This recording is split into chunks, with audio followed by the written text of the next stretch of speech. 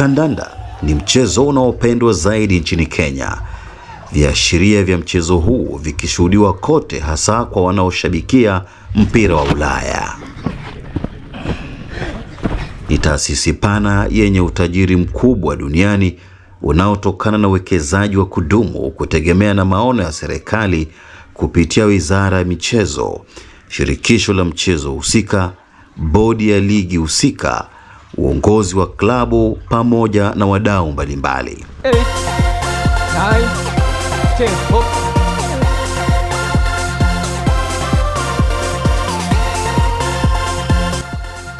Hata hivyo, hali ni tofauti nchini Kenya kwa sasa. Taswira inayojitokeza katika mchezo huu unapotajwa ni umasikini. Sisi bana sasa kwa kusema kweli tuna shida. Shida yetu ni timu nyingi hazina sponsor. Kitu kwanza inatu drive kwa hii game ni the passion ama the love for the game. The love for the game, ukiexpect kwamba utaget kitu, na sasa unapata upati kitu, but because hiyo passion na love ime overcome hiyo kitu, unaona hiyo ufukara, so inabidi tu uvumilie na ucheze na uenjoy, kwa sababu hata hivyo inafanya wasichana waepuke ama hata vijana waepuke na vitu mingi. Tutatoka hapo lini? Na kutoka hapo tutatoka vipi? You know how international sports people live. You know the figures that are thrown back and forth in terms of how much they earn. That is what pains me more. Why is it that some of our immediate neighbors like Tanzania have been able to rank up so much passion in their football that when Yanga meets Simba, Dar es Salaam comes to a standstill? But when Kogalo meets Ingwe, it barely registers on the Richter scale. This is the most deplorable league since I came into the management of football. This is the most deplorable league since I came into the management of football. Imekuwa kawaida timu kadhaa kushindwa kuheshimu ratiba ya mechi kutokana na ukosefu wa mtaji. Ni wazi kuwa maandalizi na usafiri ni gharama inayohitaji matumizi ya fedha nyingi, ikiwemo mishahara ya wachezaji, benchi la ufundi pamoja na uongozi wa klabu. Waamuzi hawajasazwa. Wachezaji hakuna mtu wa kwa support, hakuna any support kutoka kwa government. Sisi unaona tunategemea huyu mfadhili, na mfadhili asipofanya vile nitakana tunakuwa na shida. We don't have any support as by now. I've not gotten any support. You see the game like Wazito, I facilitated the team to go and play with my own money. So I think I'm not happy with the whole thing. Hii inakuja kwa nini? Kwa sababu management haikupatiana budget. Labda ipatie federation budget, tuko na budget ya do fulani yenye inaweza run team for the rest of the league. Accountability pia inatusumbua, sababu unapata watu wengi, unapata team labda mnaambiwa takuwa nawapatia labda milioni 10 nini, na bado unaona accountability inatusumbua. Sponsor atakuja mahali kuna mwelekeo, mahali ana feel nikipatiana pesa zangu zitafanya kazi vile inafaa. Shida yetu ni hiyo, sababu sasa huyu chairman, secretary, watu wetu unapata tu pesa zinatumika vibaya, hawaangalii mbele na hatuna gate collection. Misimu kadhaa timu zimetupwa nje ya ligi kuu ya FKF kwa kushindwa kufika dimbani na kutokomea kabisa. Migomo ya mara kwa mara kikosini ikishuhudiwa na kuathiri matokeo jedwalini. Kuna timu zile zimepeana walkover 3 kwa sababu hawana pesa, so wana have kutoka league. Na si ati kupenda kwao, wangependa kukaa, lakini sasa hauna ile uwezo kabisa. So inabidi tu unasema timu ikae kwa sababu huwezi. Mimi nimekuwa na timu hapa Dandora Lavu, hata lunch hawana na wanaenda kucheza game. Mazoezi ya train na wanacheza game. We don't have a field where to train. What you do in training, it is what you'll get in a real game. So if there's no field of train where we can train, do you expect positives? There's no positives. Alafu baada ya mechi amjui mnarudi vipi? Sasa niambie kizungumkuti na sasa hiyo utapata official wanataka lazima mshinde. Akamwambia mazee, tujikaze coach, tushinde. Unamuuliza hapa tutashinda, watu hata hawajakula, wako na njaa. Alafu baada hiyo wanafikiria tumetoka all the way kutoka Vihiga, tutarudi vipi? Ni ufukara ambao umeathiri soka letu kwa jumla. Ligi kuu ya wanawake, ligi za daraja la chini zikipata joto la jiwe kutokana na changamoto ya ufadhili, wengi wakilazimika kutembeza bakuli ili kujinusuru. Tunalipia viwanja, tunalipia security, tunalipia ambulance, tunalipia transport. Kama sasa leo, siku ya leo, lazima tukue na 3,000 tupatie wasichana fare. Ni training, na hiyo ni fare ya kurudi nyumbani, si ati ni fare ya kuja kesho. So kesho yeye lazima atafute, akikosa tena coach sina fare. So unapata timu mingi zinahangaika sana kwa sababu hatuna wadhamini. Nilianza nikikoach Premier League, lakini sasa hii nimerudi kwa youth.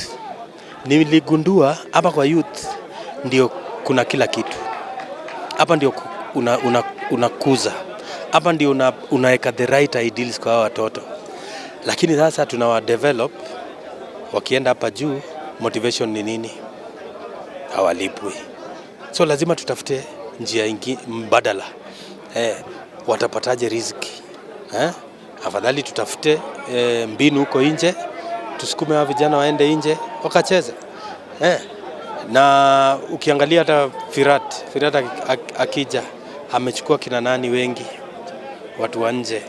Watu hawana stress ya allowance, watu hawana stress ya sijalipo mshahara.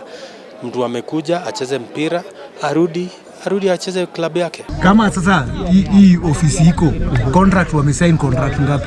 Na pesa hata ifike, hata marefaria walipu. Wewe si ni refari, umelipwa hata alipu hata game. Sasa refari hata alipu. Refari. So hiyo boli yetu itaenda wapi? Sisi tutafungwa tu. Inchi ngumu sana hii mzee. Hii mpira imeharibika bwana. Mpira imeharibika bwana, na tulete watu watatusaidia. Marefari lazima uwalipe pale. Je, ile timu nyingine ikose na hawana pesa, game itasonga kweli? Game itachezwa? Sababu inasemekana labda ngimtu 15,000 au wengine watu 15,000, ama kama ni 7 15,000 mkuje nazo. Hii timu hawajakula lunch, wametoka huko hata gari wamekomboa, wamejifinya kwa manisa. Sisi tunajifinya kwa Nissan mpaka Mwatate. Nissan moja wachezaji 14 na mnaenda kucheza game. Ufike kiwanjani, referee bado anataka pesa, hawajakula. Sasa hapo ndio kuna shida. Federation ingeamua tu, ingesaidia mahali inaweza kidogo, at least mareferee wawe na wapate kitu kao. Wacha hizi teams ziko na ambulance intakana pale, umelipia hiyo kiwanja, alafu matumizi ya hiyo siku, lunch nini, kila kitu bado ni pesa. Sasa hapo ndio nakwambia kuna shida, sijui watu tuondoka vipi hapo. Ni masaibu yanayosababisha maumivu makali katika mchezo wa mpira wa miguu, wengi wakilazimika kuishi maisha ya ufukara licha ya kuwepo kwa vipaji ambavyo ni raslimali watu. Kila mechi lazima uwe na si chini ya 1,100. Yaani ile 170, 70,000, lakini 1,100, 1,150. Mkienda away kuna mechi, kuna trip nyingine unatumia 200,000. Hiyo pesa inatoka wapi? Na hamna sponsor. Unapata timu itakosa kwenda tu, unaita wachezaji walalia, coach bana hata mimi sina chochote bana. Naenda wapi bana? Familia hawana chochote. Okay, unawabembeleza. Bado gari hakuna. Wanatafuta gari yenyewe labda ile cheap ndio mpaka mtu aingie. Sijui minister labda nani kidogo atusaidie. Atatusaidia mpaka lini? Mechi 3 tu atachoka. Alafu tena tubaki hatujaenda mechi zingine 2, tumekuwa relegated. Kisikia top flight league yenye top flight na kuna kuona walkover, inakuwa boring na inatuma ligi na ni kama game za mtaa. Unaona kuna vile inafaa kuwa na some professionalism azini. Kama uwezi manage kufanyia wachezaji period fulani, hakuna haja kwa ligi. We don't have a field for training. 2, we have never been paid for a whole year. 3, recruitment is a very big problem, you get. So there is no player you can convince to come and join FC Talanta when they don't pay. So it becomes a little bit tricky for somebody like me to coach a team which is not being well taken care of. The team is in my hands. So the performance that you are seeing here, players are not motivated at all. So there is nothing I can say. For me, we expect more than that, because if there is no motivation, what do you expect from a player? A whole year since 2022 March, up to now we have never been paid. Swali ni je, tumejikutaje hapa? Kwa nini soka letu halinawiri kama inavyotakiwa? Ni kizazi cha karne 21. Labda management za teams hazifanyi enough. Kitu yako ikiwa broadcast, kui market na kuwa rahisi, watakuwa wamefanyia wachezaji wengine au wachezaji wanakuja, itakuwa sana rahisi kwao kuonekana. Unaona? Juu unapata kama mtu aonekani, unexpectaje atoke Kenya ende mahali pengine. Inakuwa challenging, ndio utafute venye utaonekana ni nini. Tunaweza peana examples kama za kina Kalaba, Olunga, au ni watu super sport iliwasell, unaona? So kama vitu kama hizo zinaweza come through, at least games kwa televised, itakuwa rahisi kwa upcoming players wanakuja kwao kutoka, itakuwa rahisi sana. Mimi nimekaa sasa miaka 4. Sijakuwa na stable team. Sijapata ile mshahara na naweza sema hii ndio mshahara napata. Na si mimi peke yangu, mpaka kwa wachezaji. Na si ati kwa wachezaji peke yao, mpaka kwa marefari. Inakaa ni kama hao ndio wanasaidia wachezaji. But ukiangalia mchezaji kwa sekta ya marketing, na nadhani ukiangalia hata vitu mob side ya marketing wanachukulia go serious sana. So unafaa anytime umechukua mchezaji unafaa umweke kwa area ni kama yeye anafanya marketing. Unaona hata hizi vilabu zetu management lazima wapelekwe class, waelewe vile wana manage club kwa hii muda tuko saa hii. Okay? Vile tulikuwa tunamanajiwa ni tofauti na vile watu wana manage saa hizi. Je, athari ya hali hii ya ukata katika mpira wetu ni upi? Watu ni kubet tu. Watu ni kuuza tu magame.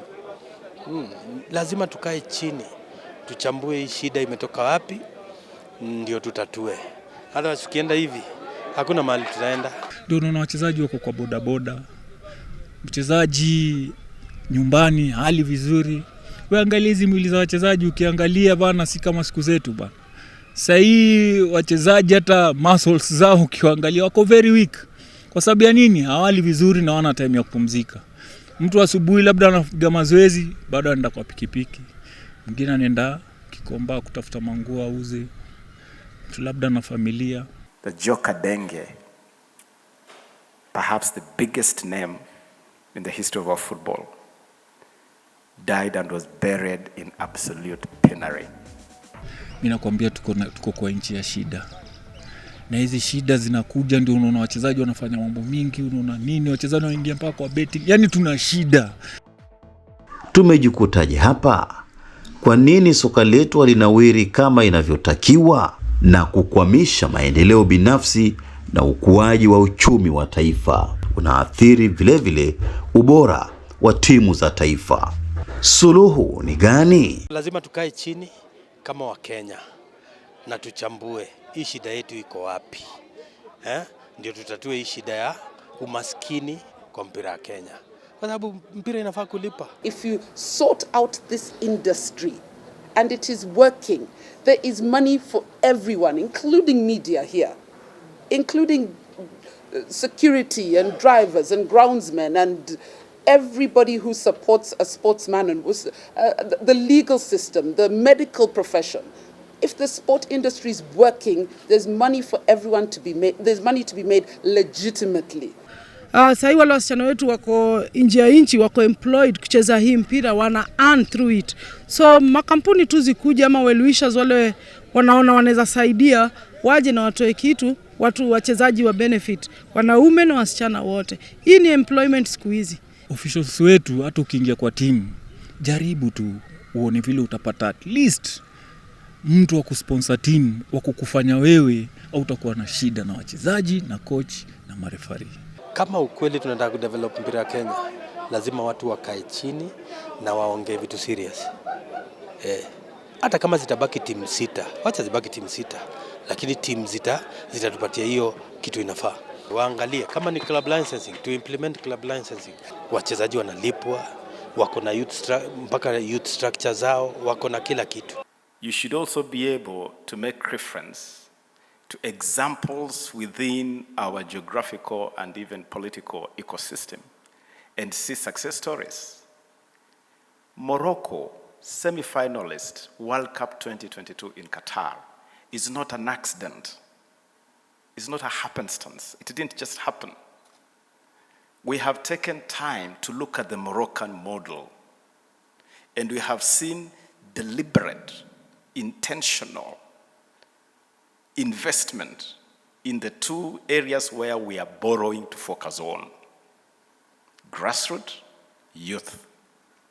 Let me take you back to the year 2003, when there were great wrangles about the management of football at the federation level. The clubs came together and thought that the best thing would be to professionalize the management of the league. And that was the birth of the Kenyan Premier League in 2003, when clubs came together and say, let's do it together, let's form a body that can look at football professionally. And this was informed by what you can call the best practices in the world. If you look at England, they have an English Premier League, the equivalent of the Kenyan Premier League.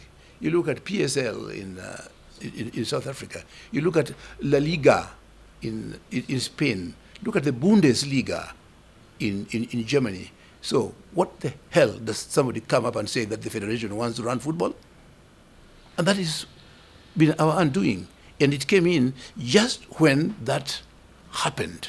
You see, from 2003 to 2021, I think so, 2021, the league has been run on a professional basis by the Kenyan Premier League.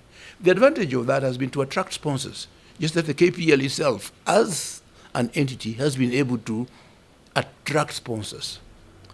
With that, if the federation itself on its own can attract sponsors, the two will complement each other in getting financial resources to the teams. So that, and added to that, if the clubs themselves can get a sponsor on its own, the way we got our sponsor, then you find that we have no financial challenges at all. And all these that we are talking about players leaving, FIFA cases, etc., would never happen. In fact, they never ever happened. Not even when Gor Mahia did not have a sponsor on itself. When we won the league in 2015, we did not have a sponsor on board. But the KPL had a sponsor, and the federation had a sponsor. And these, coupled with the gate collections, because the stadia were full, took away any financial challenges that we used to have. So what am I saying in short? I am saying that football, professional football, should be managed professionally. The league should be managed professionally by a body such as the Kenyan Premier League. And the earlier it is returned, it will be the better for football in this country. And I want to emphasize this point, that this drop where I'm rating the league at 1 to 10, was occasioned by the interference by the federation in usurping the powers of the Kenyan Premier League upon no basis whatsoever. And it was completely misinformed decision and should never occur again. And I believe there are efforts to amend the FKF Constitution to ensure that the league is run by a professional body and not by the federation.